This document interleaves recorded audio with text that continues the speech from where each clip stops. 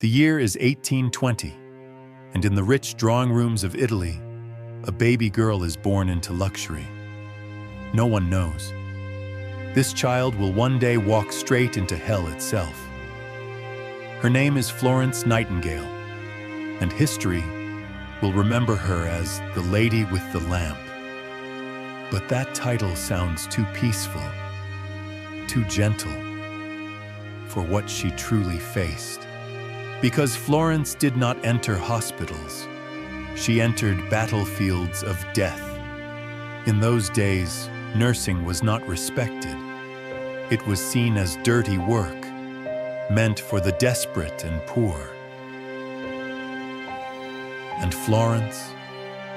She belonged to the elite class of Victorian England. Her family expected balls, marriage, wealth, and high society. Instead, she heard something else calling her. Not music, not romance, but suffering. She later wrote that God Himself had spoken to her. A terrifying sentence. Because once someone believes that, they stop fearing society. Her parents were horrified. A respectable woman does not become a nurse. But Florence was stubborn in the dangerous way great historical figures often are. Once their mind locks onto a mission, nothing pulls them back. She secretly studied hospitals, disease, sanitation, death, and what she discovered was horrifying. Hospitals were often killing more people than the wounds themselves. Imagine entering a hospital in the 1800s. Blood on the floor, rats in corners, human waste nearby. Doctors moved from corpse to patient without washing hands. People did not yet fully understand germs. So Florence began preparing, quietly, relentlessly. Then came the great catastrophe, Crimean War. Britain sent thousands of soldiers to fight Russia. But bullets were not the real killer. Disease was. Typhus, cholera, dysentery, infection. Men survived cannon fire, only to rot slowly in hospital beds. The British military system was collapsing under its own incompetence. Reports began reaching England. Soldiers were dying abandoned, filthy, screaming. The government panicked, and suddenly, Florence Nightingale was called. Not because society respected nurses, but because desperation changes the rules of civilization. She gathered a team of women and sailed toward the war zone, toward misery, toward disease, toward death. When they arrived at Scutari Hospital, the scene was apocalyptic. Hundreds of wounded soldiers lay packed together like dying animals. The smell alone was unbearable.